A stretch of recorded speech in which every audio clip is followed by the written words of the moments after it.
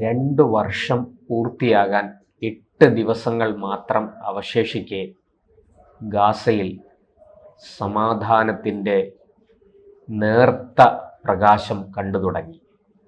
അമേരിക്കയും American president ട്രംപും മുന്നോട്ട് വച്ച സമാധാന പദ്ധതിയെ ഇസ്രയേൽ ഒടുവിൽ അംഗീകരിച്ചിരിക്കുകയാണ്. വെടിനിർത്തലിന് തങ്ങൾ തയ്യാറാണെന്ന് ഇസ്രയേൽ പ്രധാനമന്ത്രി നമ്മുടെ ബെഞ്ചമിൻ നെതന്യാഹു തന്നെ പ്രഖ്യാപിച്ചു കഴിഞ്ഞിരിക്കുന്നു. വൈറ്റ് ഹൗസിൽ നടത്തിയ സംയുക്ത പത്രസമ്മേളനത്തിൽ ട്രംപും നെതന്യാഹുവും കൂടി നടത്തിയ സംയുക്ത പത്രസമ്മേളനത്തിലാണ് അദ്ദേഹം ഇക്കാര്യം ഔദ്യോഗികമായി വെളിപ്പെടുത്തിയത്. എന്നാൽ ഇസ്രയേലിൻ്റെ പരമാധികാരം അടിയറവയ്ക്കുന്ന ഒരു ചർച്ചയ്ക്കും തങ്ങൾ തയ്യാറല്ല, ഒരു ഉടമ്പടിയും അങ്ങനെ ഉണ്ടാകില്ല. അതുപോലെ തന്നെ ഇസ്രയേലി പൗരന്മാരുടെ സുരക്ഷയെ വെല്ലുവിളിക്കുന്ന ഒരു നീക്കത്തിനും തങ്ങൾ തയ്യാറല്ലെന്നുകൂടി അവർ അസന്നിഗ്ധമായി പ്രഖ്യാപിച്ചു. അമേരിക്ക പരിപൂർണമായിട്ടും നെതന്യാഹുവിനെ ഇക്കാര്യത്തിൽ പിന്തുണയ്ക്കുന്നു.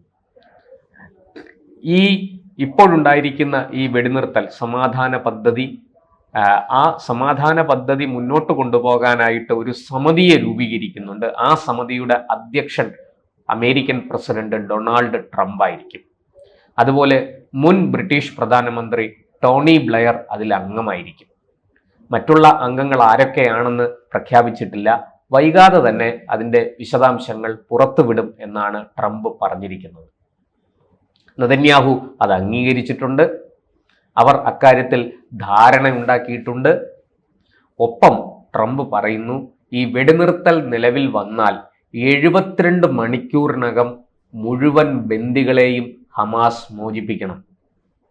അങ്ങനെ മോചിപ്പിച്ചില്ലെങ്കിൽ പിന്നെ ഉണ്ടാകുന്നതിന് താൻ ഉത്തരവാദിയായിരിക്കില്ല. ഇസ്രയേൽ സമ്പൂർണമായിട്ടും ഗാസ പിടിച്ചെടുത്ത് ഈ ഹമാസിനെ പരിപൂർണമായിട്ടും അവസാനിപ്പിച്ചു കളയും, ഭസ്മമാക്കി കളയും എന്നാണ് ട്രംപ് നൽകുന്ന മുന്നറിയിപ്പ്. എന്തായാലും ഒരു കാര്യം, ഈ 2023 ഒക്ടോബർ 7 സംഭവിച്ച ആ ദാരുണമായ അക്രമ സംഭവങ്ങളെ തുടർന്ന് ഇസ്രയേൽ ആരംഭിച്ച സൈനിക നടപടി ഇതാ അവസാനിപ്പിക്കുകയാണ്. എത്രയും പെട്ടെന്ന് വെടിനിർത്തൽ ഉണ്ടാകും എന്നാണ് ലഭ്യമാകുന്ന വിവരം. ഇത് ഗാസയിലുള്ളവരെ എല്ലാം അവിടെ തന്നെ പുനരധിവസിപ്പിക്കും. ഗാസക്കാരും ഗാസ വിട്ട് പുറത്തേക്ക് പോകണ്ട. ഈ ഗാസയെ സംബന്ധിക്കുന്ന മറ്റു പ്രശ്നങ്ങളിലൊന്നും ഇസ്രയേൽ ഇടപെടില്ല എന്നും കൂടി നെതന്യാഹു അവിടെ പറയുന്നുണ്ട്. അതുപോലെ ഗാസയിലെ പുനരധിവാസ പ്രവർത്തനം ഒക്കെ UN-ന്റെ നേതൃത്വത്തിൽ, റെഡ് ക്രസന്റിന്റെ നേതൃത്വത്തിൽ ഒക്കെ നടക്കും. അമേരിക്ക തന്നെ അതിന് മേൽനോട്ടം വഹിക്കും. മറ്റ് അറബ് രാഷ്ട്രങ്ങളുടെ കൂടെ പങ്കാളിത്തം അതിനുണ്ടാകും. എന്നു മാത്രമല്ല, ഈ വീണ്ടും ഏതെങ്കിലും തരത്തിൽ ഹമാസ് ശല്യമുണ്ടാക്കാതെ നോക്കേണ്ടതും ഈ അറബ് രാഷ്ട്രങ്ങളുടെ കൂടി ഉത്തരവാദിത്വമാണ്. അവർ അക്കാര്യത്തിൽ ശക്തമായ നടപടികൾ സ്വീകരിക്കണം. ഒരു കാരണവശാലും ഹമാസിനെ പിന്തുണയ്ക്കരുത്.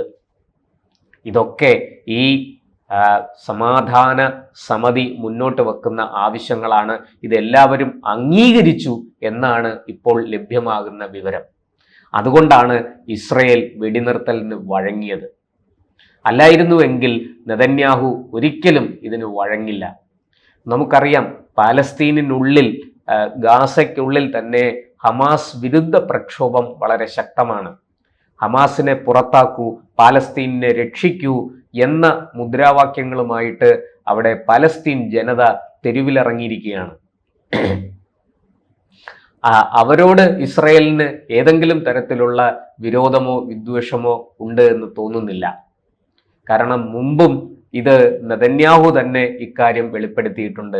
ഞങ്ങൾ ലക്ഷ്യം വയ്ക്കുന്നത് ഹമാസിനെയാണ്. ആരാണോ ഇസ്രയേലിനെതിരെ നീങ്ങുന്നത്, ഇസ്രയേലിനെ അപകടപ്പെടുത്താൻ ചിന്തിക്കുന്നത്, അങ്ങനെ ആലോചിക്കുന്നവർ, അവരുടെ തലച്ചോറിൽ ആ ആലോചന എത്തുമ്പോൾ തന്നെ ഞങ്ങൾ അവർക്കെതിരെ ആയുധം തൊടുത്തു കഴിഞ്ഞിരിക്കും.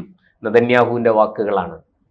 അതുകൊണ്ട് ഇസ്രയേലിനെ ഉപദ്രവിക്കണമെന്ന് ചിന്തിക്കാത്തവരോട്, ഇസ്രയേലിന് അങ്ങനെ ഒരു വിചാരമില്ലാത്തവരോട് ഇസ്രയേലിന് ഒരു പകയുമില്ല, ദേഷ്യവുമില്ല, വെറുപ്പുമില്ല.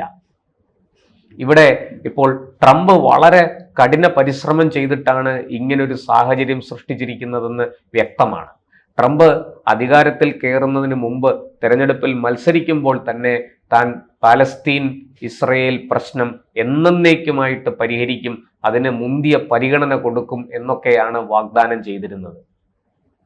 ആ വാഗ്ദാനം പൂർണ്ണമായും നിറവേറ്റപ്പെടുമോ ഇല്ലയോ എന്ന് നമുക്കറിയില്ല. പക്ഷേ ഇപ്പോൾ ഈ പറഞ്ഞതുപോലെ ഒരു സമാധാന സമിതിയുടെ നേതൃത്വത്തിൽ, ട്രംപ് അധ്യക്ഷനായ സമിതിയുടെ നേതൃത്വത്തിൽ, മുൻ ബ്രിട്ടീഷ് പ്രധാനമന്ത്രി ടോണി ബ്ലെയർ അംഗമായിരിക്കുന്ന ആ സമിതിയുടെ നേതൃത്വത്തിൽ ഈ കാര്യങ്ങൾ മുന്നോട്ട് പോയാൽ പശ്ചിമേഷ്യയിൽ ശാശ്വതമായ സമാധാനം കൈവന്നേക്കുമെന്നാണ് പ്രതീക്ഷ.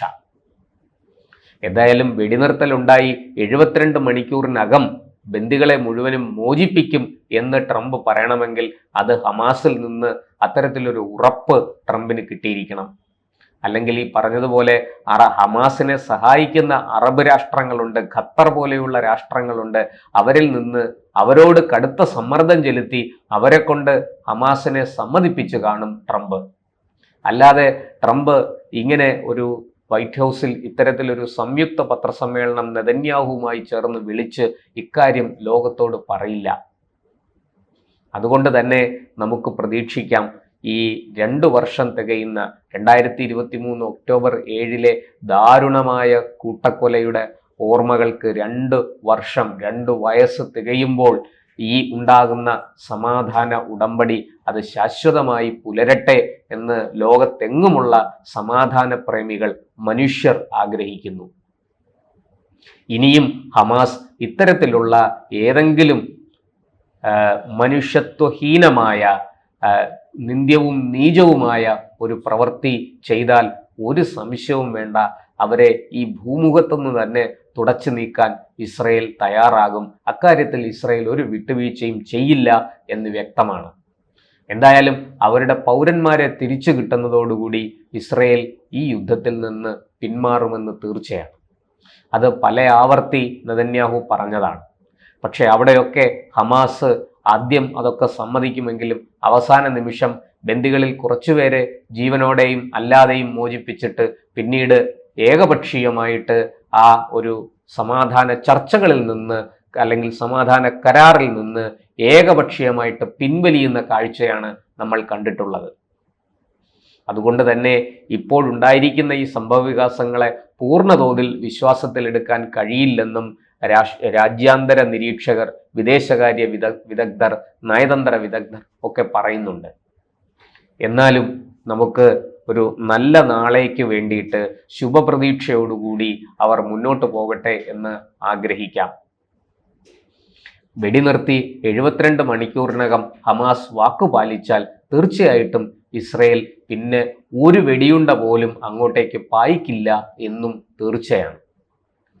എന്തായാലും പശ്ചിമേഷ്യയിൽ സമാധാനത്തിൻ്റെ സൂര്യൻ ഉദിക്കട്ടെ, ജനങ്ങൾക്ക് സ്വൈരവും ശാന്തിയും സമാധാനവും ഉണ്ടാകട്ടെ എന്ന് എല്ലാവരും ആഗ്രഹിക്കുന്നു.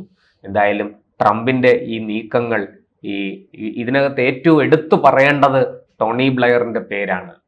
കാരണം ടോണി ബ്ലെയർ, മുൻ ബ്രിട്ടീഷ് പ്രധാനമന്ത്രിയായ ടോണി ബ്ലെയർ ഒരു നല്ല നയതന്ത്ര വിദഗ്ധൻ കൂടിയാണ്. അദ്ദേഹത്തിൻ്റെ നേതൃത്വത്തിലാണ് ഈ കാര്യങ്ങൾക്ക് ഈ എന്താ പറയുക, ഇതിനെ ഒരു കടവിന് അടുപ്പിച്ചിരിക്കുന്നത്. ഇത് ട്രംപിന്റെ നിർദ്ദേശാനുസരണമാണ് കാര്യങ്ങൾ നടന്നത്.